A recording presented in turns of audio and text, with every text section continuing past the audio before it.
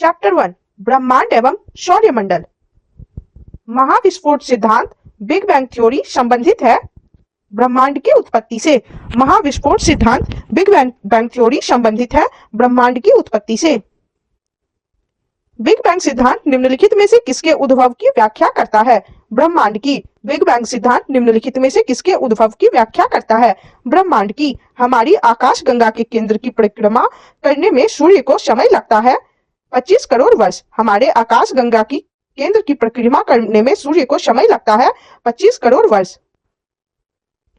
कृष्ण छिद्र सिद्धांत black hole theory को प्रतिपादित किया था एस चंद्रशेखर ने। कृष्ण छिद्र सिद्धांत यानी ब्लैक होल थ्योरी को प्रतिपादित किया था एस चंद्रशेखर ने। सुपरनोवा है एक मृत प्राय तारा। सुपरनोवा है एक मृत प्राय तारा। निम्नांकित में से कौन अंतरिक्ष में नहीं पाया जाता है? Brittle star. निम्नांकित में से कौन अंतरिक्ष में नहीं पाया जाता है? Brittle star. सूर्य की ऊर्जा उत्पन्न होती है नाभिकीय संलयन द्वारा। सूर्य की ऊर्जा उत्पन्न होती है नाभिकीय संलयन द्वारा।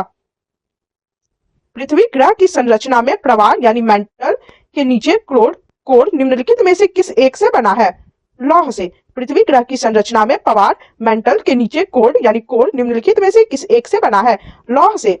जब दिन और रात की अवधि बराबर होती है तो सूर्य की किरणें सीधी पड़ती है भूमध्य रेखा पर। जब दिन और रात की अवधि बराबर होती है तो सूर्य की किरणें सीधी पड़ती है भूमध्य रेखा पर। एक निश्चित आकृति में व्यवस्थित तारों का समूह कहलाता है नक्षत्र। एक निश्चित आकृति में व्यवस्थित तारों का समूह कहलाता है नक्षत्र। कभी कभी समाचारों में event horizon, singularity, string theory और स्टैंडर्ड मॉडल जैसे शब्द किस संदर्भ में आते हैं? ब्रह्मांड का प्रेक्षण और बोध। कभी कभी समाचारों में event horizon, singularity, string theory और स्टैंडर्ड मॉडल जैसे शब्द किस संदर्भ में आते हैं? ब्रह्मांड का प्रेक्षण और बोध। सर्वप्रथम किस वैज्ञानिक ने बताया कि पृथ्वी और अन्य ग्रह सूर्य के चारों ओर चक्कर लगाते हैं? कोपरनिकस ने। सर्वप्रथम किस वैज्ञानिक ने बताया कि पृथ्वी और अन्य ग्रह सूर्य के चारों ओर चक्कर लगाते हैं? कोपरनिकस ने। हमारे सौर परिवार के संदर्भ में निम्नलिखित में से कौन सा कथन सही है? हमारे सौर परिवार के सभी ग्रहों में पृथ्वी सघनतम है। हमारे सौर परिवार के संदर्भ में निम्नलिखित में से कौन सा कथन सही है? हमारे सौर परिवार के सभी ग्रहों में पृथ्वी सघनतम है। सूर्य से दूरी के क्रम में निम्नलिखित में से कौन से दो ग्रह मंगल और यूरेनस के बीच हैं? बृहस्पति और शनि। सूर्य से दूरी के क्रम में निम्नलिखित में से कौन से दो ग्रह मंगल और यूरेनस के बीच हैं? बृहस्पति और शनि। हाइड्रोजन, हीलियम तथा मीथेन प्रमुख गैसें हैं जो विद्यमान होती है बृहस्पति, शनि, यूरेनस तथा नेपच्यून पर। हाइड्रोजन, हीलियम तथा मीथेन प्रमुख गैसें हैं जो विद्यमान होती है बृहस्पति, शनि, यूरेनस तथा नेपच्यून पर। सूची 1 को सूची 2 के साथ सुमेलित कीजिए और सूचियों के नीचे दिए गए कूट का प्रयोग कर सही उत्तर चुनिए। चलिए हम लोग सूची 1 को सूची 2 से सुमेलित कर लेंगे। सौरमंडल का सर्वाधिक उपग्रह वाला ग्रह है शनि। सौरमंडल का सबसे बड़ा ग्रह है बृहस्पति। सौरमंडल में सूर्य से दूसरे स्थान पर ग्रह है शुक्र और सूर्य के निकटतम ग्रह है बुध। इसका आंसर होगा ऑप्शन डी। सूची 1 को सूची 2 के साथ सुमेलित कीजिए और सूचियों के नीचे दिए गए कूट का प्रयोग कर सही उत्तर चुनिए। सूची 1 को सूची 2 से मिला लेंगे। सौरमंडल का सर्वाधिक उपग्रह वाला ग्रह है शनि। सौरमंडल का सबसे बड़ा ग्रह है बृहस्पति। सौरमंडल में सूर्य से दूसरे स्थान पर ग्रह है शुक्र और सूर्य के निकटतम ग्रह है बुध। इसका आंसर होगा ऑप्शन डी। सूर्य ग्रहण यानी सोलर इक्लिप्स कब होता है? चंद्रमा जब सूर्य व पृथ्वी के बीच आता है। सूर्य ग्रहण सोलर इक्लिप्स कब होता है? चंद्रमा जब सूर्य व पृथ्वी के बीच आता है। सूची 1 को सूची 2 के साथ सुमेलित कीजिए और नीचे दिए गए कूट का प्रयोग कर सही उत्तर चुनिए। सूची 1 को सूची 2 से मिला लेंगे। ग्रह शुक्र, उपग्रह है टाइटन, पुच्छल तारा है हेली और कृत्रिम उपग्रह है मेराइनर। इसका आंसर होगा ऑप्शन ए। सूची 1 को सूची 2 के साथ सुमेलित कीजिए और नीचे दिए गए कूट का प्रयोग कर सही उत्तर चुनिए। सूची 1 को सूची 2 से मिला लेंगे। ग्रह है शुक्र, उपग्रह है टाइटन, पुच्छल तारा है हेली और कृत्रिम उपग्रह है मेराइनर। इसका आंसर हो जाएगा ऑप्शन ए। ग्रहों के बारे में निम्न में क्या सत्य है? ये अप्रकाशमान होते हुए भी चमकते हैं। ग्रहों के बारे में निम्न में से क्या सत्य है? ये अप्रकाशमान होते हुए भी चमकते हैं। पृथ्वी सूर्य के निकटतम दूरी पर होती है 3 जनवरी को। पृथ्वी सूर्य से निकटतम दूरी पर होती है 3 जनवरी को। निम्नलिखित ग्रह युग्मों में से किसका एक भी उपग्रह नहीं है? बुध और शुक्र। निम्नलिखित ग्रह युग्मों में से किसका एक भी उपग्रह नहीं है? बुध और शुक्र का। शनि ग्रह के वायुमंडल में निम्नलिखित में से कौन सी गैस सबसे अधिक मात्रा में पाई जाती है? मीथेन। शनि ग्रह के वायुमंडल में निम्नलिखित में से कौन सी गैस सबसे अधिक मात्रा में पाई जाती है? मीथेन। भूप्रपट्टी में बहुतायत में पाया जाने वाला रासायनिक तत्व है ऑक्सीजन। भूप्रपट्टी में बहुतायत में पाया जाने वाला रासायनिक तत्व है ऑक्सीजन। पृथ्वी की परिक्रमण धुरी ध्रुवीय धुरी सदैव झुकी होती है दीर्घवृत्तीय धुरी से 23.5 डिग्री पर। पृथ्वी की परिक्रमण धुरी ध्रुवीय धुरी सदैव झुकी होती है दीर्घवृत्तीय धुरी से 23.5 डिग्री पर। सूर्य से पृथ्वी की दूरी कितनी है? 149.6 मिलियन किलोमीटर। सूर्य से पृथ्वी की दूरी कितनी है? 149.6 मिलियन किलोमीटर। निम्नांकित में से कौन अंतरिक्ष शब्दावली से संबंधित नहीं है? बाइट नहीं है, टेलीमीटरिंग है, भारहीनता है, सिसलुनर है। निम्नांकित में से कौन अंतरिक्ष शब्दावली से संबंधित नहीं है? बाइट नहीं है, टेलीमीटरिंग है, भारहीनता है, सिसलुनर है। मौसम परिवर्तन का क्या कारण है? पृथ्वी का सूर्य के चारों ओर चक्कर लगाना व अपने अक्ष पर झुका होना। मौसम परिवर्तन का क्या कारण है? पृथ्वी का सूर्य के चारों ओर चक्कर लगाना व अपने अक्ष पर झुका होना। पृथ्वी का वायुमंडल निम्नलिखित में से मुख्यतः किसके द्वारा प्राप्त होता है? लघु तरंग सौर विकिरण। पृथ्वी का वायुमंडल निम्नलिखित में से मुख्यतः किसके द्वारा तप्त होता है? लघु तरंग सौर विकिरण द्वारा। तारे का रंग सूचक होता है उसके ताप का। तारे का रंग सूचक होता है उसके ताप का।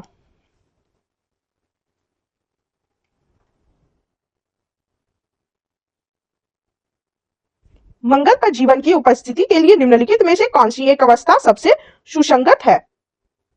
बर्फ छत्रकों और हिमशीतित जल की उपस्थिति। मंगल पर जीवन की उपस्थिति के लिए निम्नलिखित में से कौन सी एक अवस्था सबसे सुसंगत है? बर्फ छत्रकों और हिमशीतित जल की उपस्थिति। सूर्य के चारों ओर एक परिक्रमा के लिए निम्न में से कौन सा एक ग्रह अधिकतम समय लेता या लेती है? बृहस्पति। सूर्य के चारों ओर एक परिक्रमा के लिए निम्न में से कौन सा एक ग्रह अधिकतम समय लेता या लेती है? बृहस्पति। बृहस्पति यानी जुपिटर का वलय होता है सिलिकेटों का बना हुआ। बृहस्पति जुपिटर का वलय होता है सिलिकेटों का बना हुआ।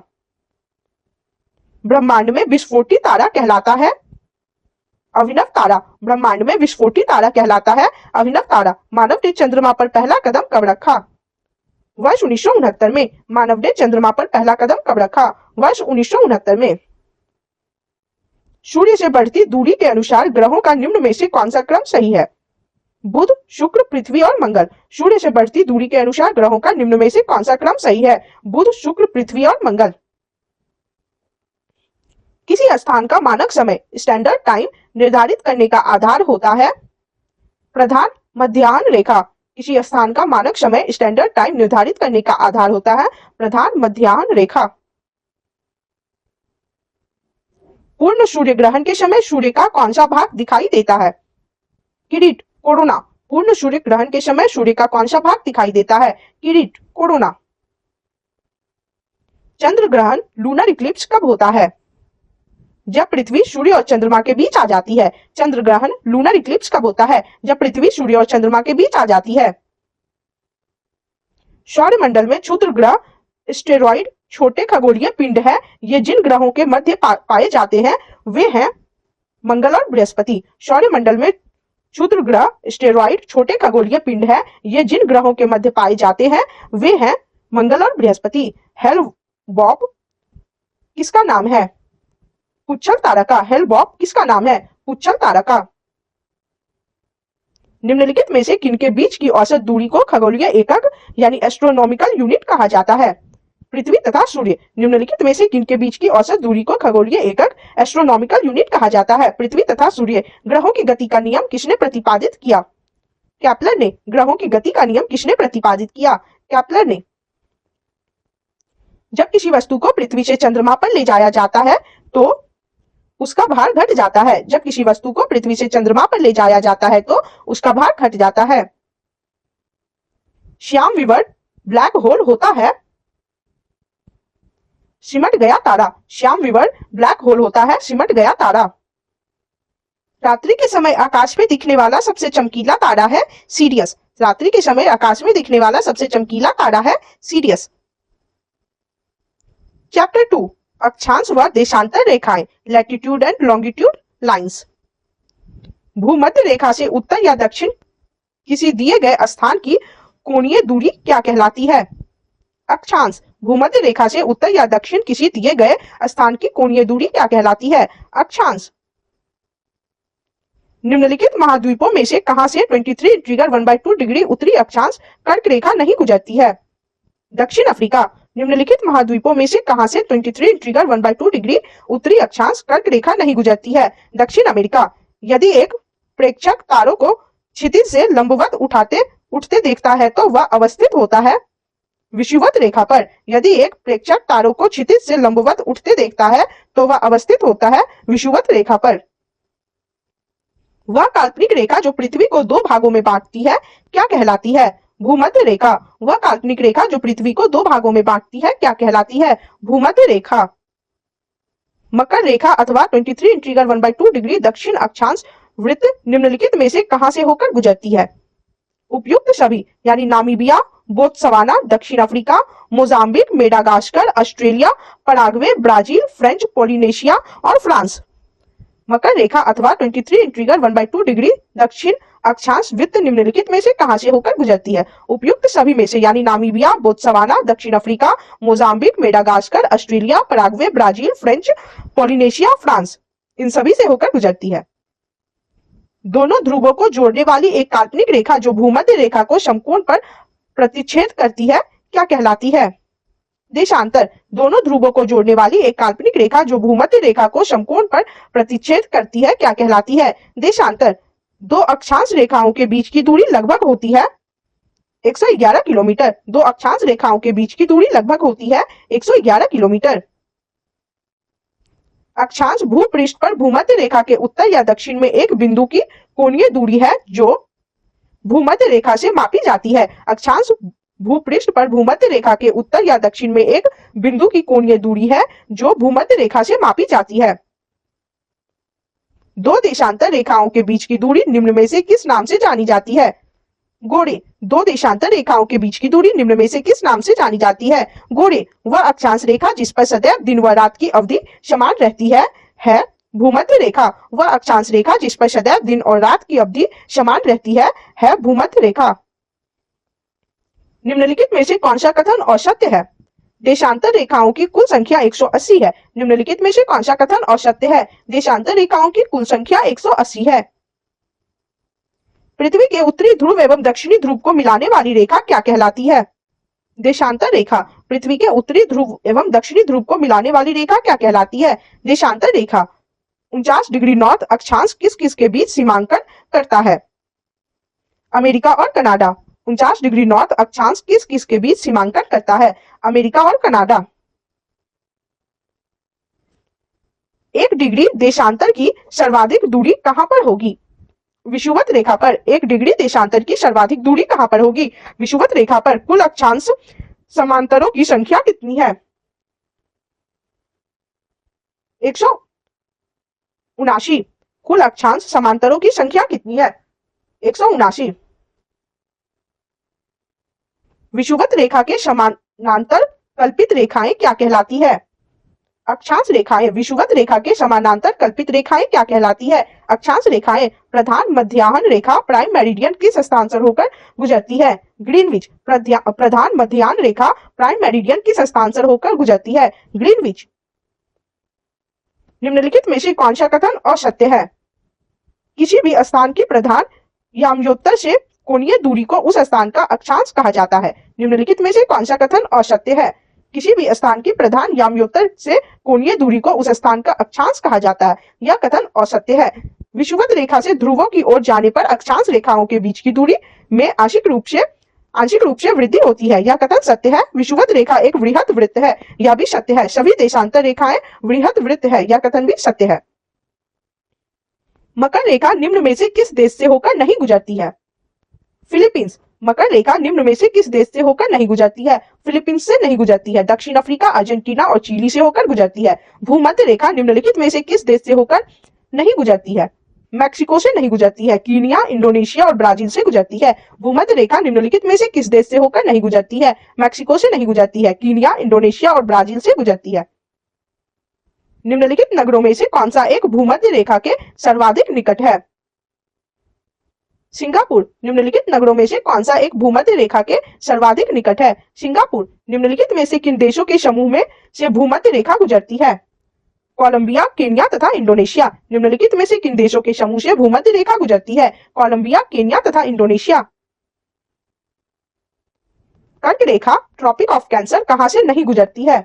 नेपाल से नहीं गुजरती है। म्यांमार, बांग्लादेश और चीन से गुजरती है। कर्क रेखा ट्रॉपिक ऑफ कैंसर कहां से नहीं गुजरती है? नेपाल से नहीं गुजरती है। म्यांमार, बांग्लादेश और चीन से गुजरती है। किसी जहाज को सबसे कम समय में एक स्थान से दूसरे स्थान तक जाने के लिए निम्न से किसे मार्ग बनाना चाहिए? देशांतर। किसी जहाज को सबसे कम समय में एक स्थान से दूसरे स्थान तक जाने के लिए निम्न में से किसे मार्ग बनाना चाहिए? देशांतर। मानचित्र पर स्थित अक्षांश एवं देशांतर रेखाओं के बारे में निम्नलिखित में से कौन सा कथन सत्य है? दोनों एक दूसरे को लंबवत काटती है। मानचित्र पर स्थित अक्षांश एवं देशांतर रेखाओं के बारे में निम्नलिखित में से कौन सा कथन सत्य है? दोनों एक दूसरे को लंबवत काटती है। अंतरराष्ट्रीय तिथि रेखा इंटरनेशनल डेटलाइन की स्थिति निम्न में से किसके निकटतम है? 180 डिग्री पूर्वी एवं पश्चिमी देशांतर। अंतरराष्ट्रीय तिथि रेखा इंटरनेशनल डेटलाइन की स्थिति निम्न में से किसके निकटतम है? 180 डिग्री पूर्वी एवं पश्चिमी देशांतर। पृथ्वी एक घंटे में कितना देशांतर घूम लेती है? 15 डिग्री। पृथ्वी एक घंटे में कितना देशांतर घूम लेती है? 15 डिग्री। दूसरी याम्योत्तर रेखाओं के विपरीत अंतरराष्ट्रीय दिनांक रेखा टेढ़ी मेढ़ी बनाई जाती है ताकि कुछ भूमि क्षेत्रों एवं द्वीप समूहों को उसी कैलेंडर दिवस में रखा जा सके। दूसरी याम्योत्तर रेखाओं के विपरीत अंतरराष्ट्रीय दिनांक रेखा टेढ़ी मेढ़ी बनाई जाती है ताकि कुछ भूमि क्षेत्रों एवं द्वीप समूहों को उसी कैलेंडर दिवस में रखा जा सके। मानचित्र व ग्लोब पर पाई जाने वाली प्रतिच्छेद रेखाओं को क्या कहते हैं? भौगोलिक रेखाजाल। मानचित्र व ग्लोब पर पाई जाने वाली प्रतिच्छेद रेखाओं को क्या कहते हैं? भौगोलिक रेखाजाल। दक्षिण अमेरिका के निम्न में से किस देश से होकर मकर रेखा ट्रॉपिक ऑफ कैप्रिकॉर्न नहीं गुजरती है? बोलिविया से नहीं गुजरती है। चिली, पराग्वे और ब्राजील से गुजरती है। दक्षिण अमेरिका के निम्न में से किस देश से होकर मकर रेखा ट्रॉपिक ऑफ कैप्रिकॉर्न नहीं गुजरती है? बोलिविया से नहीं गुजरती है। चिली, पराग्वे और ब्राजील से गुजरती है। अंतरराष्ट्रीय तिथि रेखा 180 डिग्री देशांतर से कितनी बार विचलित होती है? 4 बार। अंतरराष्ट्रीय तिथि रेखा 180 डिग्री से कितनी बार विचलित होती है? 4 बार। उत्तरी प्रशांत महासागर में अंतरराष्ट्रीय तिथि रेखा के विचलन का कारण है एल्यूशियन द्वीप समूह। उत्तरी प्रशांत महासागर में अंतरराष्ट्रीय तिथि रेखा के विचलन का कारण है एल्यूशियन द्वीप समूह। यदि अंतरराष्ट्रीय तिथि रेखा पर दिन के 12 बजे हो तो उस समय भारत का मानक समय क्या होगा?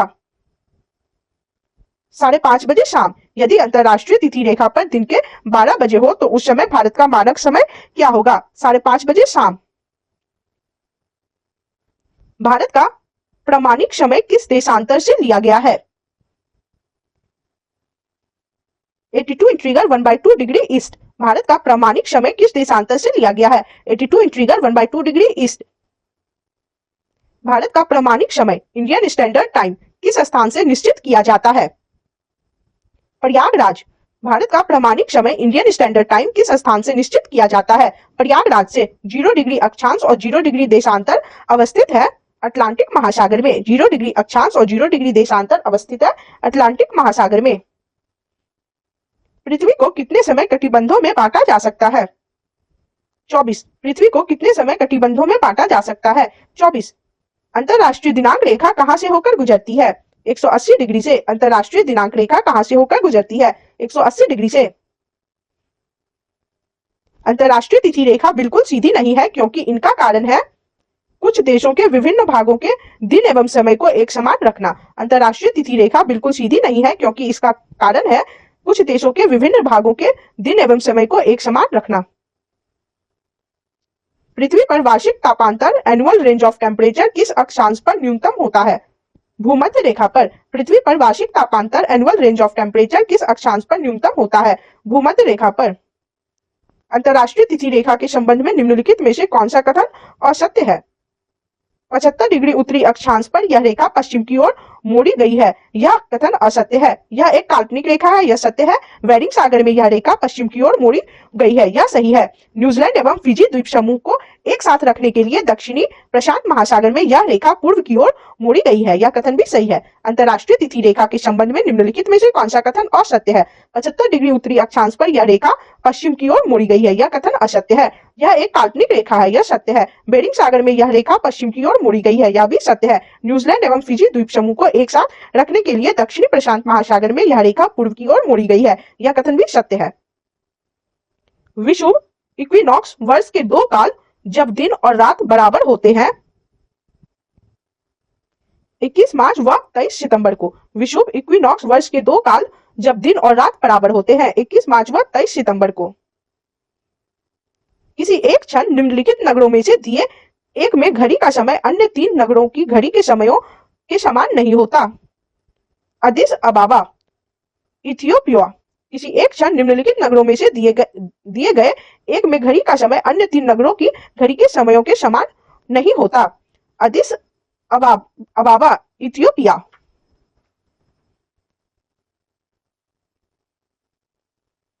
चैप्टर 3 पृथ्वी की उत्पत्ति एवं विकास, origin and evolution of earth. निम्न विद्वानों में से किसने सुझाव दिया है कि पृथ्वी की उत्पत्ति गैसों और धूल कणों से हुई है?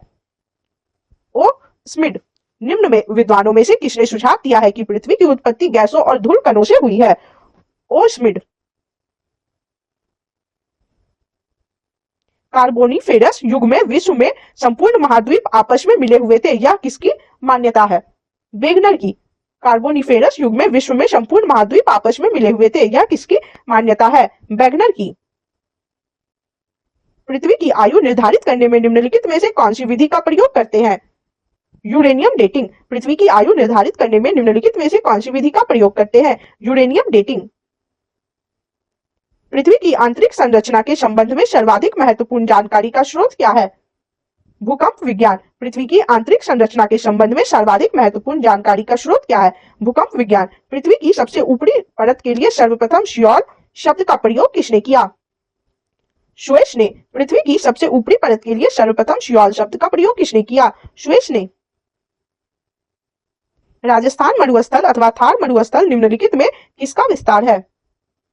प्लीस्टोसीन एवं अभिनव जमाव का। राजस्थान मरुस्थल अथवा थार मरुस्थल निम्नलिखित में से किसका विस्तार है? प्लीस्टोसीन एवं अभिनव जमाव का।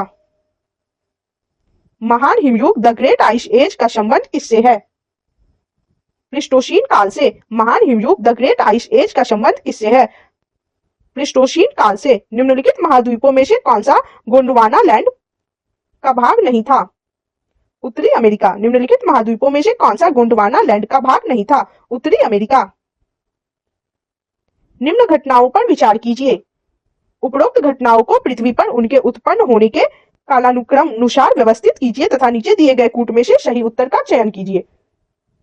सबसे पहले कवच वाले जीव, फिर पहला कीट, उसके बाद पहला सरीसृप और उसके बाद पहला स्तनधारी आया। इसका आंसर होगा ऑप्शन सी। निम्न घटनाओं पर विचार कीजिए। उपरोक्त घटनाओं को पृथ्वी पर उनके उत्पन्न होने के काल क्रमानुसार व्यवस्थित कीजिए तथा नीचे दिए गए कूटों में से सही उत्तर का चयन कीजिए। सबसे पहले कवच वाले जीव उत्पन्न हुआ, उसके बाद पहला कीट, उसके बाद पहला सरीसृप और फिर पहला स्तनधारी। इसका आंसर होगा ऑप्शन सी। महाद्वीप और महासागर किस श्रेणी के उच्चावच है? प्रथम श्रेणी। महाद्वीप और महासागर किस श्रेणी के उच्चावच है? प्रथम श्रेणी। महासागरीय सतह का निर्माण किस प्रकार की चट्टानों से हुआ है?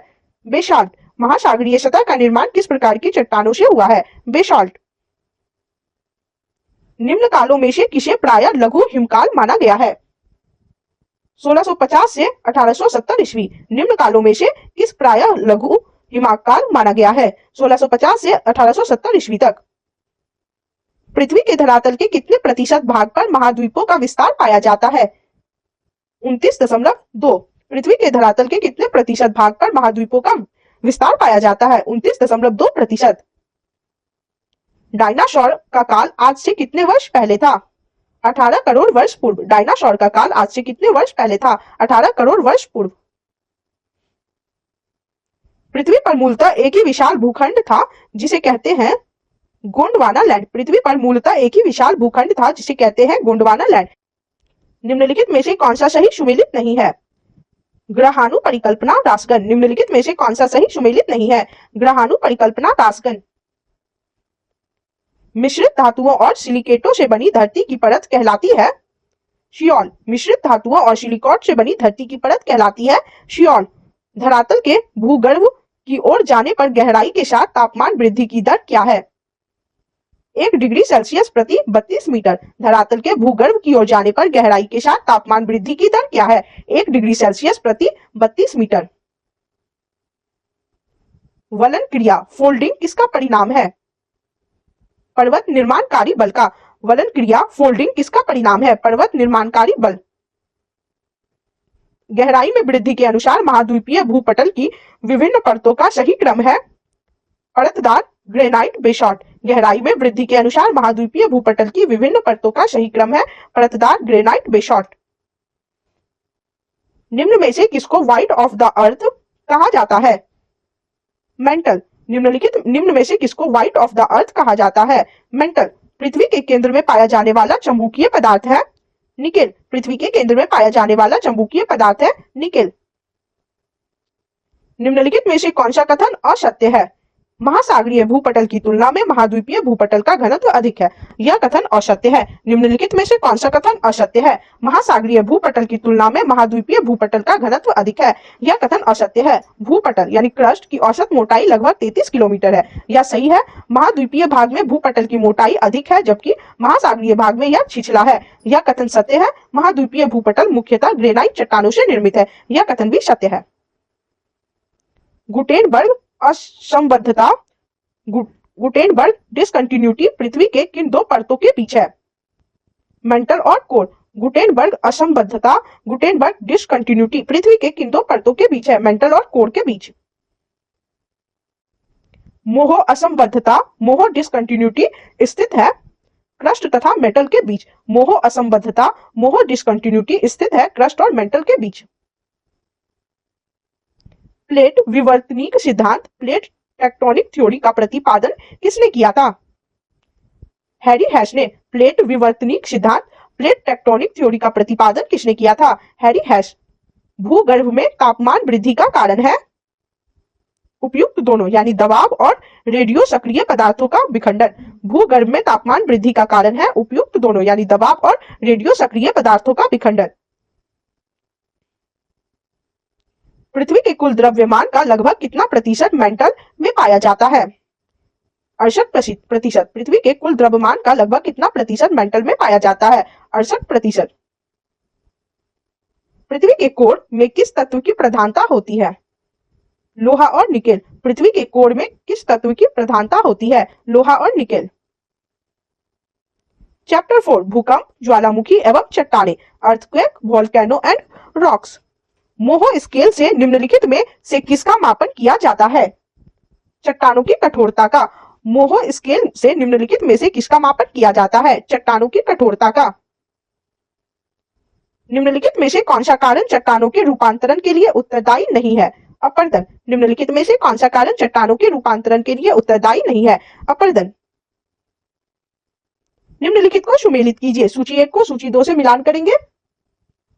स्लेट कयांत्रित सेल, लिग्नाइट अवसादी सेल होता है, बॉक्साइट अलौह खनिज है और ग्रेनाइट आग्नेय शेल। इसका आंसर होगा ऑप्शन बी। निम्नलिखित को सुमेलित कीजिए। सूची 1 को सूची 2 से फिर से मिलान करेंगे। स्लेट कयांत्रित सेल, लिग्नाइट अवसादी सेल, बॉक्साइट अलौह खनिज और ग्रेनाइट आग्नेय शेल। इसका आंसर होगा ऑप्शन बी। भूगर्भ में विशाल आकार की गुंबदाकार आग्नेय चट्टान को निम्न में से किस नाम से जाना जाता है? बैथोलिथ। भूगर्भ में विशाल आकार की गुंबदाकार आग्नेय चट्टान को निम्नलिखित में से किस नाम से जाना जाता है? मैथोलिथ। भूपृष्ठ की बनावट में अवसादी शैलो सेडिमेंट्री रॉक्स का योगदान है 5%। भूपृष्ठ की बनावट में अवसादी शैलो यानी सेडिमेंट्री रॉक्स का योगदान है 5%। निम्नलिखित में से कौन परतदार चट्टान नहीं है?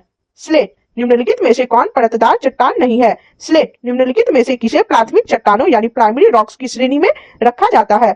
आग्नेय चट्टानों को। निम्नलिखित में से किसे प्राथमिक चट्टानों प्राइमरी रॉक्स की श्रेणी में रखा जाता है? आग्नेय चट्टानें। निम्नलिखित में से कौन सी रूपांतरित चट्टान मेटामॉर्फिक रॉक्स है? नीस। निम्नलिखित में से कौन सी रूपांतरित चट्टान यानी मेटामॉर्फिक रॉक है? नीस। निम्नलिखित में कौन सुमेलित नहीं है? बालू पत्थर, कांग्लोमरेट या सुमेलित नहीं है? निम्नलिखित में कौन सुमेलित नहीं है? बालू पत्थर, कांग्लोमरेट। निम्नलिखित में कौन रूपांतरित चट्टान नहीं है? ग्रेनाइट नहीं है। निम्नलिखित में से कौन रूपांतरित चट्टान नहीं है? ग्रेनाइट नहीं है। रूपांतरित चट्टानों की उत्पत्ति किस प्रकार की चट्टानों से होती है? आग्नेय और तलछटी दोनों से। रूपांतरित चट्टानों की उत्पत्ति किस प्रकार की चट्टानों से होती है? आग्नेय और तलछटी दोनों से। निम्नलिखित में से कौन विलग प्रकार की चट्टान है? संगमरमर। निम्नलिखित में से कौन विलग प्रकार की चट्टान है? संगमरमर। निम्न में से कौन सी चट्टान में जीवाश्म नहीं पाए जाते हैं? ग्रेनाइट। निम्न में से कौन सी चट्टान में जीवाश्म नहीं पाए जाते हैं? ग्रेनाइट। निम्नलिखित में से कौन सी चट्टान जैविक चट्टानों के अंतर्गत आती है? कोयला। निम्नलिखित में से कौन सी चट्टान जैविक चट्टानों के अंतर्गत आती है? कोयला। जानवरों, वनस्पतियों एवं सूक्ष्म जीवों के अवशेष किस प्रकार की चट्टानों में पाए जाते हैं? अवसादी चट्टान। जानवरों, वनस्पतियों एवं सूक्ष्म जीवों के अवशेष किस प्रकार की चट्टानों में पाए जाते हैं? अवसादी चट्टान। धरातल के सर्वाधिक भाग पर निम्नलिखित में से किस चट्टान का विस्तार पाया जाता है? अवसादी चट्टान। धरातल के सर्वाधिक भाग पर निम्नलिखित में से किस चट्टान का विस्तार पाया जाता है? अवसादी चट्टान।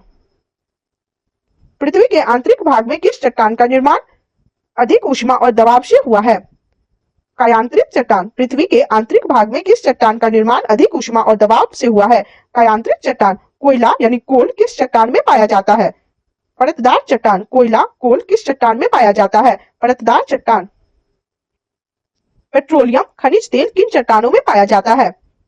प्राचीन संस्तरित। पेट्रोलियम खनिज तेल किन चट्टानों में पाया जाता है? प्राचीन संस्तरित। आग्नेय चट्टानें इग्नियस रॉक का निर्माण होता है गर्म लावा के ठंडे होने से। आग्नेय चट्टानों इग्नियस रॉक्स का निर्माण होता है गर्म लावा के ठंडे होने से। मशरूम चट्टान निम्नलिखित में से किससे संबंधित है? मरुस्थलीय स्थलाकृत से। मशरूम चट्टान निम्नलिखित में से किससे संबंधित है? मरुस्थलीय स्थलाकृत से। भूकंप मूल फोकस वह स्थान होता है जहां से भूकंप की उत्पत्ति होती है। भूकंप मूल यानी फोकस वह स्थान होता है जहां से भूकंप की उत्पत्ति होती है। सिस्मोग्राफ किसे मापने के लिए प्रयुक्त किया जाता है? भूकंपीय तरंगों को। सिस्मोग्राफ किसे मापने के लिए प्रयुक्त किया जाता है? भूकंपीय तरंगों को। भूकंप में धरातलीय तरंगे सरफेस वेव होती है एल तरंगे। भूकंप में धरातलीय तरंगे यानी सरफेस वेव होती है एल तरंगे। पृथ्वी की आंतरिक संरचना की विश्वसनीय जानकारी प्राप्त करने का सबसे प्रमुख स्रोत है भूकंप विज्ञान। पृथ्वी की आंतरिक संरचना की विश्वसनीय जानकारी प्राप्त करने का सबसे प्रमुख स्रोत है भूकंप विज्ञान। भूकंपों का प्रभाव महाद्वीपीय भागों के अतिरिक्त महासागरीय भागों पर भी पड़ता है और इससे महासागरों में भयंकर लहरें उत्पन्न होती है। इन लहरों को किस नाम से जाना जाता है? सुनामी। भूकंप का प्रभाव महाद्वीपीय भागों के अतिरिक्त महासागरीय भागों पर भी पड़ता है और इससे महासागरों के में भयंकर लहरें उत्पन्न होती है। इन लहरों को किस नाम से जाना जाता है? सुनामी। किसी क्षेत्र के उन स्थानों को मिलाने वाली रेखा जहां भूकंप एक साथ अनुभव किया जाता है कहलाती है सहभूकंप रेखा। किसी क्षेत्र के उन स्थानों को मिलाने वाली रेखा जहां भूकंप एक साथ अनुभव किया जाता है कहलाती है सहभूकंप रेखा। निम्नलिखित में से कौन सी भूकंपीय तरंगे यानी अर्थक्वेक वेव सर्वाधिक क्षति पहुंचाती है? दीर्घ पृष्ठीय। निम्नलिखित में से कौन सी भूकंपीय तरंगे अर्थक्वेक वेव सर्वाधिक क्षति पहुंचाती है? दीर्घ पृष्ठीय। भूगर्भ में जिस स्थान पर भूकंपीय तरंगों की उत्पत्ति होती है उस स्थान को क्या कहा जाता है? भूकंप केंद्र, भूगर्भ में जिस स्थान पर भूकंपीय तरंगों की उत्पत्ति होती है उस स्थान को क्या कहा जाता है? भूकंप केंद्र। अधिकेंद्र, एपिसेंटर भूकंप का एक बिंदु है जो संबंधित है भूकंप उद्गम केंद्र के ऊपर भूपृष्ठीय बिंदु से। अधिकेंद्र, एपिसेंटर भूकंप का एक बिंदु है जो संबंधित है भूकंप उद्गम केंद्र के ऊपर भूपृष्ठीय बिंदु से। रिक्टर स्केल का प्रयोग किसके मापने के लिए किया जाता है? भूकंप की तीव्रता को। रिक्टर स्केल का प्रयोग किसको मापने के लिए किया जाता है? भूकंप की तीव्रता को। भूकंप की उत्पत्ति से संबंधित प्रयास्त पुंसचलन सिद्धांत, इलास्टिक रिबाउंड थ्योरी का प्रतिपादन किसने किया? रीड। भूकंप की उत्पत्ति से संबंधित प्रयास्त पुंसचलन सिद्धांत यानी इलास्टिक रिबाउंड थ्योरी का प्रतिपादन किसने किया है? रीड ने। विश्व के सर्वाधिक 63% के लगभग भूकंप निम्न में से किस पेटी में आते हैं? परिप्रशांत महासागरीय पेटी। विश्व के सर्वाधिक 63% के लगभग भूकंप निम्न में से किस पेटी से में आते हैं? परिप्रशांत महासागरीय पेटी। अंतः सागरीय भूकंपों द्वारा उत्पन्न समुद्री लहरों को क्या कहा जाता है? सुनामी। अंतः सागरीय भूकंपों द्वारा उत्पन्न समुद्री लहरों को क्या कहा जाता है? सुनामी। प्रत्यास्थ पुनश्चलन सिद्धांत निम्नलिखित में से किसकी उत्पत्ति की व्याख्या करता है? भूकंप। प्रत्यास्थ पुनश्चलन सिद्धांत निम्नलिखित में से किसकी उत्पत्ति की व्याख्या करता है? भूकंप। निम्नलिखित में से कौन सा एक एशिया के पूर्वी सीमांतों में होने वाला भूकंपों का कारण बताता है? एशियाई प्लेट के नीचे पैसिफिक प्लेट का आगमन। निम्नलिखित में से कौन सा एक एशिया के पूर्वी सीमांतों में होने वाले भूकंपों का कारण बताता है? एशियाई प्लेट के नीचे पैसिफिक प्लेट का आगमन। विश्व की अधिकांश ज्वालामुखी घटनाएं घटित होती है विनाशात्मक प्लेट किनारों पर। विश्व की अधिकांश ज्वालामुखी घटनाएं घटित होती है विनाशात्मक प्लेट किनारों पर। डाइक क्या है? ज्वालामुखी निर्मित आंतरिक स्थलाकृति। डाइक क्या है? ज्वालामुखी निर्मित आंतरिक स्थलाकृति। ज्वालामुखी उद्गार के फलस्वरूप प्राप्त लावा एवं धरातलीय चट्टानों के टुकड़े को सम्मिलित रूप से क्या कहा जाता है? पाइरोक्लास्ट। ज्वालामुखी उद्गार के फलस्वरूप प्राप्त लावा एवं धरातलीय चट्टानों के टुकड़े को सम्मिलित रूप से क्या कहा जाता है? पाइरोक्लास्ट। विश्व में सर्वाधिक जागृत ज्वालामुखी एक्टिव वोल्केनो कहाँ स्थित है? प्रशांत महासागर के आसपास। विश्व में सर्वाधिक जागृत ज्वालामुखी एक्टिव वोल्केनो कहाँ स्थित है? प्रशांत महासागर के आसपास। ज्वालामुखी के बारे में निम्न में से कौन सा कथन सत्य है? उपरोक्त सभी कथन सत्य है। यह पृथ्वी की क्रस्ट की एक नली होती है जिसके माध्यम से भूगर्भ की पिघली चट्टानें, मैग्मा तथा अन्य पदार्थ बाहर आते हैं। अक्सर इनकी नली के चारों ओर गोल कपिकार पहाड़ी अथवा पर्वतीय भाग का विस्तार हो जाता है। ज्वालामुखी जागृत, प्रक्षुब्ध या शांत तथा मृत 3 प्रमुख प्रकारों में वर्गीकृत किए जाते हैं। यह सभी कथन सत्य है। ज्वालामुखियों के बारे में निम्न में से कौन सा कथन सत्य है? उपरोक्त सभी कथन सत्य है। यानी यह पृथ्वी की क्रस्ट की एक नली होती है जिसके माध्यम से भूगर्भ की पिघली चट्टानें यानी मैग्मा तथा अन्य पदार्थ बाहर आते हैं। यह कथन सत्य है। अक्सर इनकी नली के चारों ओर गोल कपिकार पहाड़ी अथवा पर्वतीय भाग का विस्तार हो जाता है। यह कथन सत्य है। ज्वालामुखी जागृत, प्रक्षुब्ध या शांत तथा मृत 3 प्रमुख प्रकारों में वर्गीकृत किए जाते हैं। यह कथन भी सत्य है। अग्निवलय रिंग्स ऑफ फायर किसे कहा जाता है? प्रशांत परिमेखला को। अग्निवलय रिंग्स ऑफ फायर किसे कहा जाता है? प्रशांत परिमेखला को। निम्नलिखित में से कौन सा ज्वालामुखी के उन 3 वर्गों में शामिल नहीं है जो उनके उद्भव की आवृत्ति के आधार पर वर्गीकृत किए गए हैं? यौगिक ज्वालामुखी। निम्नलिखित में से कौन सा ज्वालामुखी उन 3 वर्गों में शामिल नहीं है जो उनके उद्भव की आवृत्ति के आधार पर वर्गीकृत किए गए हैं? यौगिक ज्वालामुखी। निम्नलिखित में से किसे प्रकृति का सुरक्षा वाल्व कहा जाता है? ज्वालामुखी को। निम्नलिखित में से किसे प्रकृति का सुरक्षा वाल्व कहा जाता है? ज्वालामुखी को। पेले अश्रु, पेले स्टीयर की उत्पत्ति कब होती है? ज्वालामुखी उद्गार के समय। पेले अश्रु, पेले स्टीयर की उत्पत्ति कब होती है? ज्वालामुखी उद्गार के समय। किस ज्वालामुखी में ऐतिहासिक काल के उद्गार नहीं हुए हैं? मृत ज्वालामुखी। किस ज्वालामुखी में ऐतिहासिक काल के उद्गार नहीं हुए हैं? मृत ज्वालामुखी। वह कौन सा महाद्वीप है जहां एक भी ज्वालामुखी नहीं है? ऑस्ट्रिया।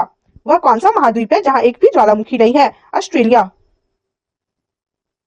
लंबे समय तक शांत रहने के पश्चात विस्फोट होने वाला ज्वालामुखी क्या कहलाता है?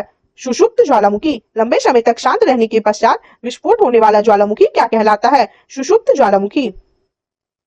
किस स्थलाकृत का निर्माण ज्वालामुखी क्रिया से नहीं होता है? विसर्प। किस स्थलाकृत का निर्माण ज्वालामुखी क्रिया से नहीं होता है? विसर्प। स्ट्रोम्बोली किस प्रकार का ज्वालामुखी है? जागृत। स्ट्रोम्बोली किस प्रकार का ज्वालामुखी है? जागृत। समतल चोटी वाली समुद्री पहाड़ी को कहते हैं गुयॉट। समतल चोटी वाली समुद्री पहाड़ी को कहते हैं गुयॉट। पृथ्वी की पपड़ी अर्थ क्रस्ट की ठोस चट्टानों के नीचे जो पिघला हुआ पदार्थ होता है, जो कभी कभी ज्वालामुखी के उद्गार के साथ धरती के ऊपरी तल पर आ जाता है, उसे क्या कहते हैं? मैग्मा। पृथ्वी की पपड़ी अर्थ क्रस्ट की ठोस चट्टानों के नीचे जो पिघला हुआ पदार्थ होता है, जो कभी कभी ज्वालामुखी के उद्गार के साथ धरती के ऊपरी तल पर आ जाता है, उसे क्या कहते हैं? मैग्मा।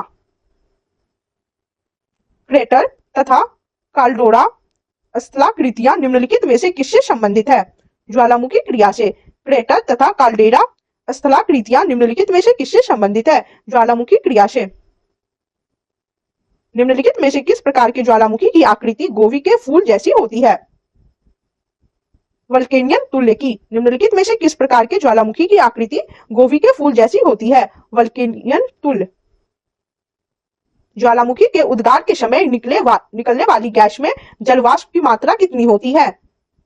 80 से 90%। ज्वालामुखी के उद्गार के समय निकलने वाली गैस में जलवाष्प की मात्रा कितनी होती है? 80 से 90%। निम्नलिखित में से कौन विश्व का सबसे ऊंचा ज्वालामुखी पर्वत है? Mount Cotopaxi. निम्नलिखित में से कौन विश्व का सबसे ऊंचा ज्वालामुखी पर्वत है? Mount Cotopaxi. विस्फोट की तीव्रता के आधार पर ज्वालामुखियों के प्रकारों का सही आरोही क्रम है हवाई तुल्य, स्ट्रोम्बोली तुल्य, वल्केनियन तुल्य और विलियन तुल्य। विस्फोट की तीव्रता के आधार पर ज्वालामुखियों के प्रकारों का सही अवरोही क्रम है हवाई तुल्य, स्ट्रोम्बोली तुल्य, वल्केनियन तुल्य और विलियन तुल्य। पेले के बाल पेलेज हेयर का संबंध निम्नलिखित में से किस प्रकार के ज्वालामुखी से है?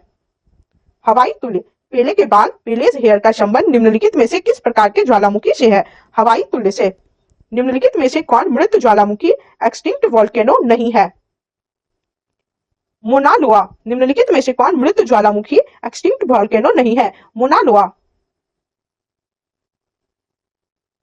10,000 धुआरों की घाटी यानी वैली ऑफ 10,000 स्मोक्स पाई जाती है अलास्का में। 10,000 धुआरों की घाटी वैली ऑफ 10,000 स्मोक्स पाई जाती है अलास्का में। निम्नलिखित में से कौन सी गैस ज्वालामुखी उद्भेदन के समय नहीं निकलती है? ऑक्सीजन। निम्नलिखित में से कौन सी गैस ज्वालामुखी उद्भेदन के समय नहीं निकलती है? ऑक्सीजन। विश्व का सर्वाधिक ज्वालामुखी वाला क्षेत्र है फिलिपाइन द्वीप समूह। विश्व का सर्वाधिक ज्वालामुखी वाला क्षेत्र है फिलिपाइन द्वीप समूह। मोना लोआ उदाहरण है सक्रिय ज्वालामुखी का। मोना लोआ उदाहरण है सक्रिय ज्वालामुखी का। पृथ्वी के अंतर्जात बलों का स्रोत निम्न में से कौन सा है? ज्वालामुखी उद्गार के समय। पृथ्वी के अंतर्जात बलों का स्रोत निम्न में से कौन सा है? ज्वालामुखी उद्गार के समय। फ्यूजियामा किस देश का ज्वालामुखी पर्वत है? जापान का। फ्यूजियामा किस देश का ज्वालामुखी पर्वत है? जापान का। निम्नलिखित में से कौन सा युग्म सुमेलित नहीं है? क्राकाटाओ मलेशिया या सुमेलित नहीं है। एटना इटली सुमेलित है, फ्यूजियामा जापान सुमेलित है और पोपा म्यांमार सुमेलित है। निम्नलिखित में से कौन सा युग्म सुमेलित नहीं है? क्राकाटाओ मलेशिया या सुमेलित नहीं है। एटना इटली सुमेलित है, फ्यूजियामा जापान सुमेलित है और पोपा म्यांमार सुमेलित है। क्रेटर ज्वालामुखी छिद्र मुख्यतः किस आकृति के होते हैं? कीपाकार। क्रेटर ज्वालामुखी छिद्र मुख्यतः किस आकृति के होते हैं? कीपाकार। निम्न में से कौन सुमेलित नहीं है?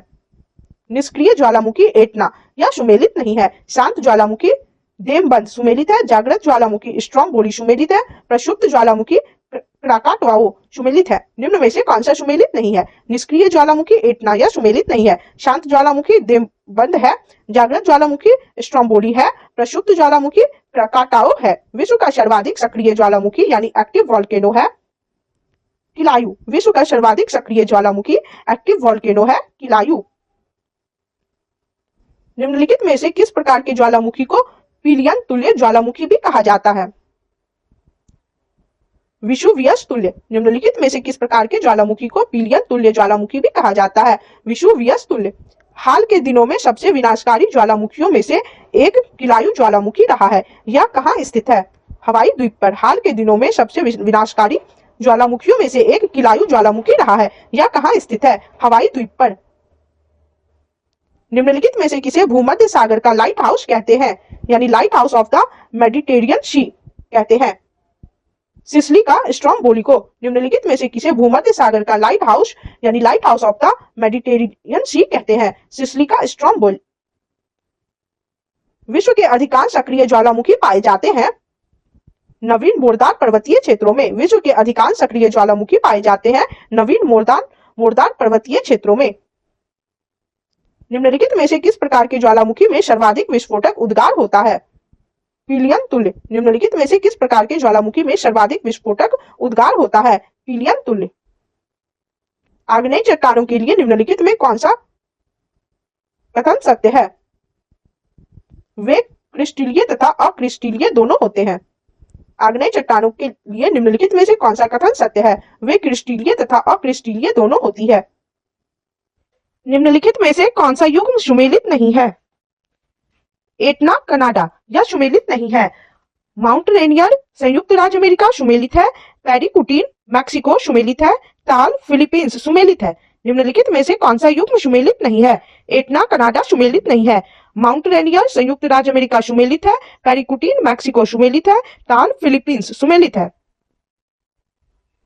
संयुक्त राज्य अमेरिका के दक्षिण कैलिफोर्निया में स्थित मृतक घाटी यानी डेथ वैली निम्नलिखित में से किसका उदाहरण है? रिफ्ट घाटी का। संयुक्त राज्य अमेरिका के दक्षिण कैलिफोर्निया में स्थित मृतक घाटी डेथ वैली निम्नलिखित में से किसका उदाहरण है? रिफ्ट घाटी का। चैप्टर 5 पर्वत पठार एवं मैदान माउंटेन प्लेट्यू एंड प्लेन्स। पर्वत और घाटियां किस संचालन से बनते हैं? क्षैतिज संचलन। पर्वत और घाटियां किस संचलन से बनते हैं? क्षैतिज संचलन। सुमेलित कीजिए। सूची 1 को सूची 2 से मिला लेंगे। अवशिष्ट पत्थर, नीलगिरी ज्वालामुखी पत्थर, मोना लोआ, खंड पर्वत, ब्लैक फॉरेस्ट, वलित पर्वत, हिमालय। इसका आंसर होगा ऑप्शन डी। सुमेलित कीजिए। सूची 1 को सूची 2 से मिलाएंगे। अवशिष्ट पत्थर, नीलगिरी ज्वालामुखी पर्वत, मोना लोआ, खंड पर्वत, ब्लैक फॉरेस्ट, वलित पर्वत, हिमालय। इसका आंसर होगा ऑप्शन डी। ब्लैक हिल, ब्लू हिल तथा ग्रीन हिल नामक पहाड़ियां किस देश में स्थित है? संयुक्त राज्य अमेरिका। ब्लैक हिल, ब्लू हिल तथा ग्रीन हिल नामक पहाड़ियां किस देश में स्थित है? संयुक्त राज्य अमेरिका। जो पठार चारों ओर से पर्वतमालाओं द्वारा घिरे होते हैं क्या कहलाते हैं? अंतरा पर्वतीय पठार। जो पठार चारों ओर से पर्वतमालाओं द्वारा घिरे होते हैं क्या कहलाते हैं? अंतरा पर्वतीय पठार। विश्व में उत्पन्न होने वाली फसलों तथा खाद्य वस्तुओं का लगभग कितना प्रतिशत भाग मैदानों में उपजाया जाता है? 85%। विश्व में उत्पन्न होने वाली फसलों तथा खाद्य वस्तुओं का लगभग कितना प्रतिशत भाग मैदानों में उपजाया जाता है? 85%। माउंट एवरेस्ट किस देश में स्थित है? नेपाल। माउंट एवरेस्ट किस देश में स्थित है? नेपाल। सूची 1 को सूची 2 के साथ सुमेलित कीजिए। सूची 1 और सूची 2 को मिला लेंगे। अरावली, अवशिष्ट पर्वत, ब्लैक फॉरेस्ट, ब्लॉक पर्वत, माउंट कटोपैक्शी, ज्वालामुखी पर्वत, आल्प्स, वलित पर्वत। इसका आंसर होगा ऑप्शन बी। सूची 1 को सूची 2 के साथ सुमेलित कीजिए। चलिए फिर से मिलान करेंगे। अरावली, अवशिष्ट पर्वत, ब्लैक फॉरेस्ट, ब्लॉक पर्वत, माउंट कटोपैक्शी, ज्वालामुखी पर्वत, आल्प्स, वलित पर्वत। इसका आंसर होगा ऑप्शन बी। निम्नलिखित में से कौन एक पर्वत पदीय पठार इंटरमोंटेन प्लेट्यू है? पेंटागोनिया का पठार। निम्नलिखित में से कौन सा एक पर्वत पदीय पठार यानी इंटरमोंटेन प्लेट्यू है? पेंटागोनिया का पठार। लोयस पठार, लोयस प्लेट्यू स्थित है चीन में। लोयस पठार, लोयस प्लेट्यू स्थित है चीन में। निम्नलिखित में से किसे विश्व की छत यानी रूफ ऑफ द वर्ल्ड कहा जाता है? पामीर को। निम्नलिखित में से किसे विश्व की छत रूफ ऑफ द वर्ल्ड कहा जाता है? पामीर को। कास्ट मैदानों कास्ट प्लेन्स में यत्र तत्र स्थित अवशिष्ट टीलों को क्या कहा जाता है? मोनोनॉक। कास्ट मैदानों कास्ट प्लेन्स में यत्र तत्र स्थित अवशिष्ट टीलों को क्या कहा जाता है? मोनोनॉक। निम्नलिखित पर्वतों में से कौन सी जर्मनी में अवस्थित है? Black forest. निम्नलिखित पर्वतों में से कौन सी जर्मनी में अवस्थित है? Black forest. पोतवार पठार निम्न में से किस देश में स्थित है? पाकिस्तान। पोतवार पठार निम्न में से किस देश में स्थित है? पाकिस्तान।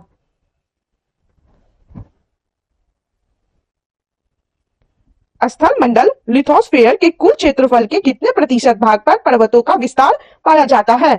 26%। स्थल मंडल लिथोस्फीयर के कुल क्षेत्रफल के कितने प्रतिशत भाग पर पर्वतों का विस्तार पाया जाता है? 26%। हिमालय की उत्पत्ति किस भूसन्नति से हुई है? टेथिस। हिमालय की उत्पत्ति किस भूसन्नति से हुई है? टेथिस। पॉइंट पेड्रो अथवा पिड्रू का गाला निम्न में से किस देश का सर्वोच्च पर्वत शिखर है? श्रीलंका। पॉइंट पेड्रो अथवा पिड्रू का गाला निम्न में से किस देश का सर्वोच्च पर्वत शिखर है? श्रीलंका। पर्वतों के पदों यानी फुट हिल्स अर्थात किसी पर्वत के सहारे स्थित पठार को क्या कहा जाता है? पर्वत पदीय पठार। पर्वतों के पदों यानी फुट हिल्स अर्थात किसी पर्वत के सहारे स्थित पठार को क्या कहा जाता है? पर्वत पदीय पठार। सूची 1 को सूची 2 के साथ सुमेलित कीजिए। सूची 1 में पठार और सूची 2 में संबंधित देश है। चलिए इसका मिलान कर लेंगे। अनातोलिया का पठार, तुर्की, अबिशीनिया का पठार, इथियोपिया, मेसेटा का पठार, स्पेन, एशिया माइनर का पठार, ईरान। इसका आंसर होगा ऑप्शन ए। सूची 1 को सूची 2 के साथ सुमेलित कीजिए। सूची 1 में पठार और सूची 2 में उनसे संबंधित देश दिए गए हैं। इसका मिलान कर लेंगे। अनातोलिया का पठार, तुर्की, अबिशीनिया का पठार, इथियोपिया, मेसेटा का पठार, स्पेन, एशिया माइनर का पठार, ईरान। इसका आंसर होगा ऑप्शन ए। निम्न में से कौन सी पर्वत श्रृंखला विश्व में सबसे बड़ी है? एंडीज। निम्न में से कौन सी पर्वत श्रृंखला विश्व में सबसे बड़ी है? एंडीज। रांची का पाट पठार निम्नलिखित में से क्या है?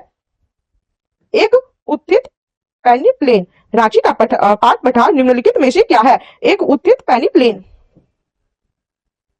पर्वत निर्माणक भूसन्नति सिद्धांत जियोसिंक्लिन थ्योरी का प्रतिपादन किसने किया था? कोबर ने। पर्वत निर्माणक भूसन्नति सिद्धांत जियोसिंक्लिन थ्योरी का प्रतिपादन किसने किया था? कोबर ने। पेनाइन यूरोप, अपलेशियन अमेरिका और अरावली भारत उदाहरण है पुरानी पर्वत श्रृंखला के।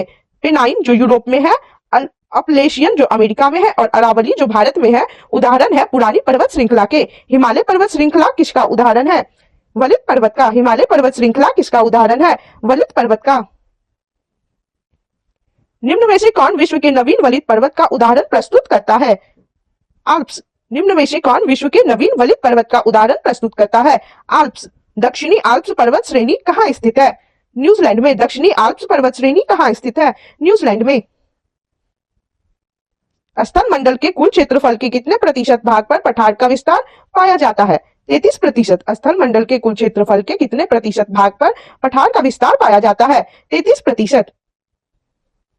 टेलीग्राफिक पठार, टेलीग्राफिक प्लेट्यू निम्न में से कहाँ स्थित है? उत्तरी अटलांटिक महासागर में। टेलीग्राफिक पठार, टेलीग्राफिक प्लेट्यू निम्न में से कहाँ स्थित है? उत्तरी अटलांटिक महासागर में। एंडीज पर्वतमाला की सर्वोच्च चोटी है एकांकागुआ। एंडीज पर्वतमाला की सर्वोच्च चोटी है एकांकागुआ। तिब्बत का पठार निम्नलिखित में से कहाँ स्थित है? हिमालय पर्वत तथा क्यूनलुन के मध्य। तिब्बत का पठार निम्नलिखित में से कहाँ स्थित है? हिमालय पर्वत तथा क्यूनलुन के मध्य। सुमेलित कीजिए। सूची 1 में देश के नाम और सूची 2 में सर्वोच्च शिखर दिए गए हैं। इसका हम लोग मिलान कर लेंगे। अर्जेंटीना, एकांकागुआ, इक्वेडोर, चिम्बराजो, तंजानिया, किलिमंजारो और संयुक्त राज्य अमेरिका माउंट मैकिनले। इसका आंसर होगा ऑप्शन बी। सुमेलित कीजिए। सूची 1 में देश के नाम और सूची 2 में उस देश में सर्वोच्च शिखर के नाम दिए गए हैं। इसका मिलान कर लेंगे। अर्जेंटीना, एकांकागुआ, इक्वेडोर, चिम्बराजो, तंजानिया, किलिमंजारो, संयुक्त राज्य अमेरिका माउंट मैकिनले। इसका आंसर होगा ऑप्शन बी। बोलिविया के पठार पर निम्न में से किस धातु का सर्वाधिक उत्खनन किया जाता है?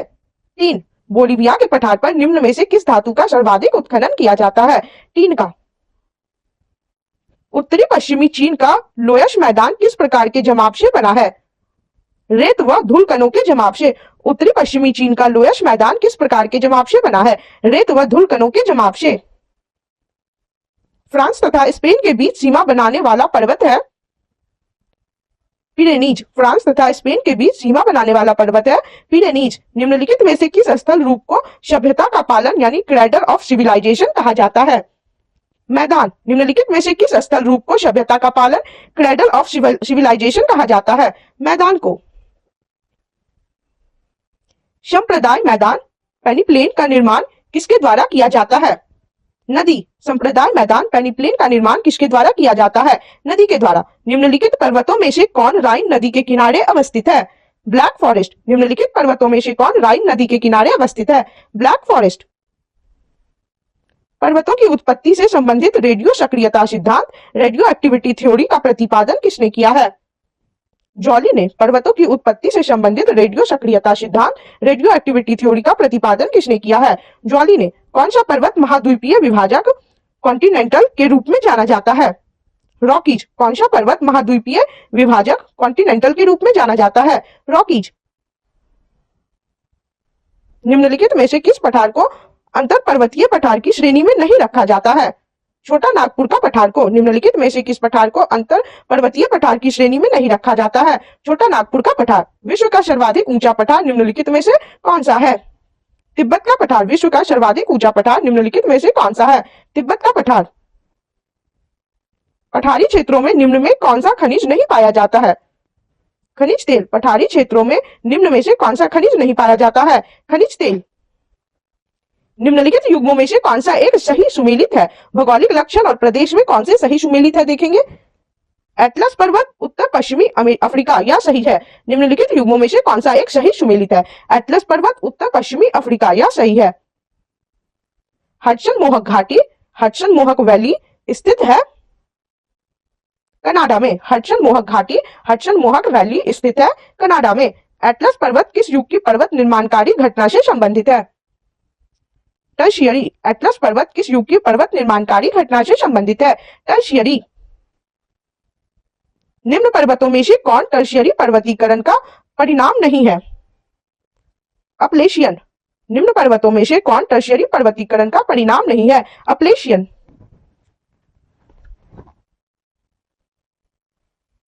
चैप्टर 6 जलमंडल हाइड्रोस्फीयर। समुद्र तल पर पृथ्वी के केंद्र के सबसे निकट स्थान है उत्तरी ध्रुव। समुद्र तल पर पृथ्वी के केंद्र के सबसे निकट स्थान है उत्तरी ध्रुव।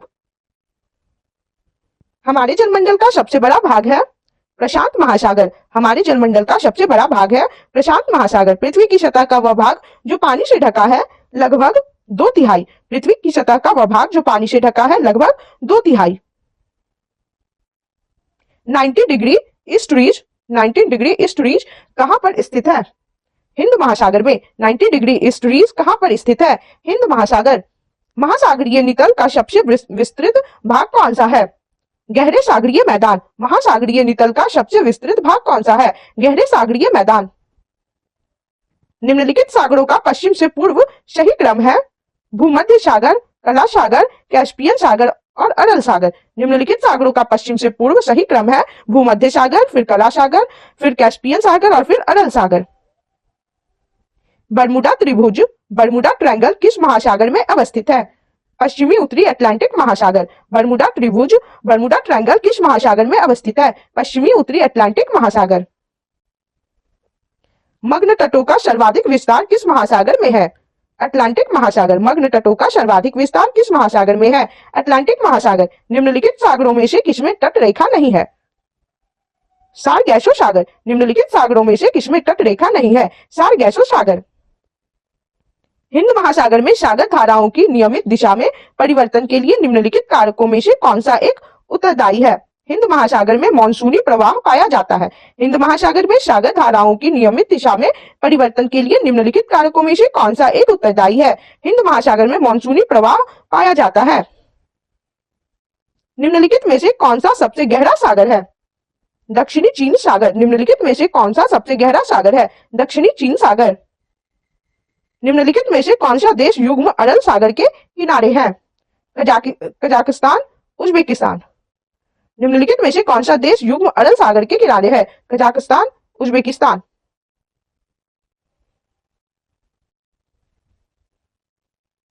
निम्नलिखित में से कौन सी दक्षिणी अटलांटिक महासागर की शीतल धारा है? वेंगुएला धारा। निम्नलिखित में से कौन सी दक्षिणी अटलांटिक महासागर की शीतल धारा है? वेंगुएला धारा। सारगैसो समुद्र, सारगैसो सी की विशिष्टता है विशिष्ट समुद्री वनस्पति। सारगैसो समुद्र, सारगैसो सी की विशिष्टता है विशिष्ट समुद्री वनस्पति। जो महासागरीय धारा शेष 3 से भिन्न है वह है ब्राजीलियन। जो महासागरीय धारा शेष 3 से भिन्न है वह है ब्राजीलियन। लाल सागर, रेड सी एक उदाहरण है अक्षीय द्रोणिका। लाल सागर, रेड सी एक उदाहरण है अक्षीय द्रोणिका। दक्षिणी पश्चिमी एशिया का निम्नलिखित में से कौन सा एक देश भूमध्य सागर तक नहीं फैला है? जॉर्डन। दक्षिणी पश्चिमी एशिया का निम्नलिखित में से कौन सा एक देश भूमध्य सागर तक नहीं फैला है? जॉर्डन। निम्नलिखित में से कौन शीत महासागरीय धारा नहीं है? अगुलहास। निम्नलिखित में से कौन शीत महासागरीय धारा नहीं है? अगुलहास। महासागर में ऊंची जल तरंगे कैसे उत्पन्न होती है? चंद्रमा से। महासागर में ऊंची जल तरंगे कैसे उत्पन्न होती है? चंद्रमा से। निम्नलिखित नदियों में से कौन सी विषुवत रेखा को दो बार काटती है? जायरे। निम्नलिखित नदियों में से कौन सी विषुवत रेखा को 2 बार काटती है? जायरे। निम्नलिखित महासागरों में से किस एक में डायामेंटिना परिखा स्थित है? हिंद महासागर। निम्नलिखित महासागरों में से किस एक में डायामेंटिना परिखा स्थित है? हिंद महासागर। नीली नील, ब्लू नाइल नदी निम्नलिखित में से किस झील से निकलती है? कान्हा झील। नीली नील, ब्लू नाइल नदी निम्नलिखित में से किस झील से निकलती है? कान्हा झील से। वह देश जो अरीय अपवाह यानी रेडियल पैटर्न का उदाहरण प्रस्तुत करता है वह है श्रीलंका। वह देश जो अरीय अपवाह रेडियल पैटर्न का उदाहरण प्रस्तुत करता है वह है श्रीलंका। अपवाह क्षेत्र ड्रेनेज एरिया की दृष्टि से जो विश्व की सबसे लंबी नदी है वह है अमेजन। अपवाह क्षेत्र यानी ड्रेनेज एरिया की दृष्टि से जो विश्व की सबसे लंबी नदी है वह है अमेजन। एशिया की निम्नलिखित में से कौन सी नदी दक्षिण को प्रवाहित होती है? शालवीन। एशिया की निम्नलिखित में से कौन सी नदी दक्षिण को प्रवाहित होती है? शालवीन। अफ्रीका की कौन सी नदी मकर रेखा ट्रॉपिकल ऑफ कैप्रिकॉर्न को 2 बार काटती है? लिम्पोपो। अफ्रीका की कौन सी नदी मकर रेखा ट्रॉपिकल ऑफ कैप्रिकॉर्न को 2 बार काटती है? लिम्पोपो। सूची 1 को सूची 2 के साथ सुमेलित कीजिए तथा नीचे दिए गए कूट से सही उत्तर चुनिए। सूची 1 में महासागर के नाम दिए गए हैं और सूची 2 में सबसे गहरे स्थान दिए गए हैं। इसका हम लोग मिलान कर लेंगे।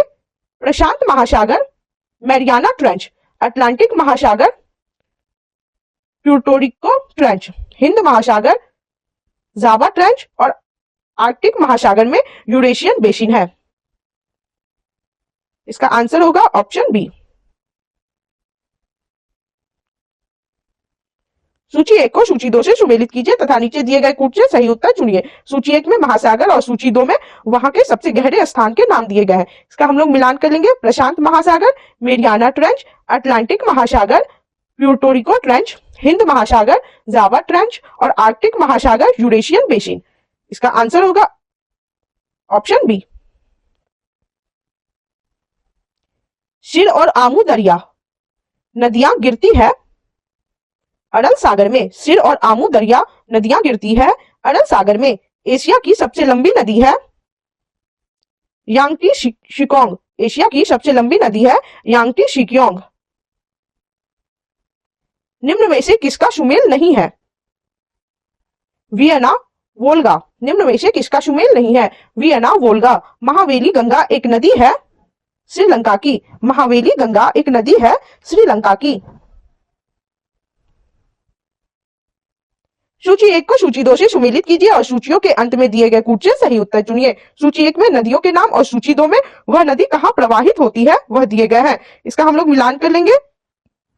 लीना नदी आर्कटिक सागर में प्रवाहित होती है। आमूर नदी प्रशांत महासागर में, टिग्रिस नदी फारस की खाड़ी में और माही नदी अरब सागर में प्रवाहित होती है। इसका आंसर होगा ऑप्शन ए। सूची 1 को सूची 2 से सुमेलित कीजिए और सूचियों के अंत में दिए गए कूट से सही उत्तर चुनिए। सूची 1 में नदियों के नाम और सूची 2 में वह नदी कहाँ प्रवाहित होती है यह दिए गए हैं। इसका हम लोग मिलान कर लेंगे। लीना नदी आर्कटिक सागर, आमूर नदी प्रशांत महासागर में, टिग्रिस नदी फारस की खाड़ी में प्रवाहित होती है और माही नदी अरब सागर में प्रवाहित होती है। इसका आंसर होगा ऑप्शन ए। विश्व का वृहत्तम डेल्टा यानी लार्जेस्ट डेल्टा निर्मित होता है गंगा ब्रह्मपुत्र द्वारा। विश्व का वृहत्तम डेल्टा लार्जेस्ट डेल्टा निर्मित होता है गंगा ब्रह्मपुत्र द्वारा।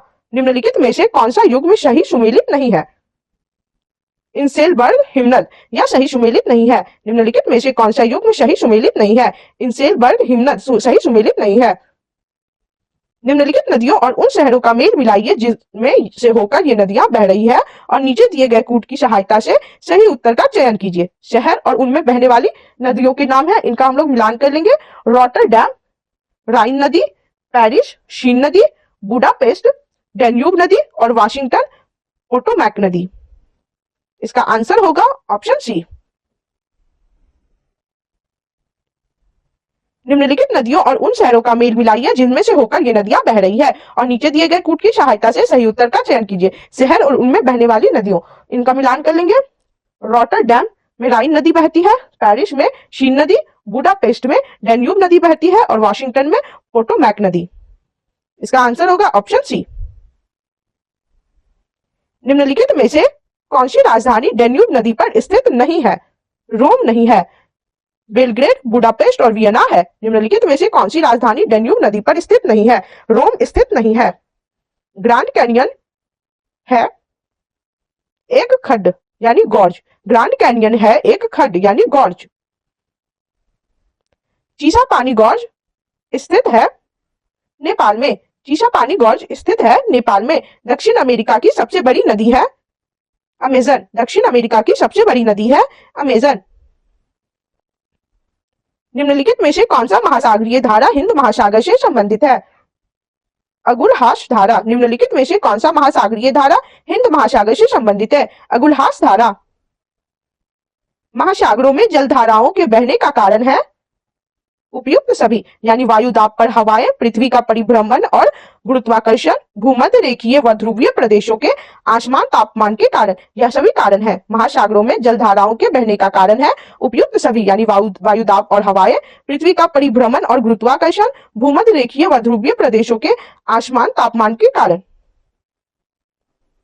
विश्व में सबसे अधिक लवणीय सागर या झील है वान झील। विश्व में सबसे अधिक लवणीय सागर या झील है वान झील। जिस द्वीप के द्वारा अगुलहास धारा दो भागों में विभक्त होती है वह है मेडागास्कर। जिस द्वीप के द्वारा अगुलहास धारा दो भागों में विभक्त होती है वह है मेडागास्कर। निम्नलिखित में से कौन सा सागर महासागरीय मरुभूमि के रूप में संबोधित किया जाता है? सारगैसो सागर। निम्नलिखित में से कौन सा सागर महासागरीय मरुभूमि के रूप में संबोधित किया जाता है? सारगैसो सागर। वृहद ज्वार हाई टाइड आता है जब सूर्य, पृथ्वी तथा चंद्रमा एक सीधी रेखा में होते हैं। वृहद ज्वार हाई टाइड आता है जब सूर्य, पृथ्वी तथा चंद्रमा एक सीधी रेखा में होते हैं।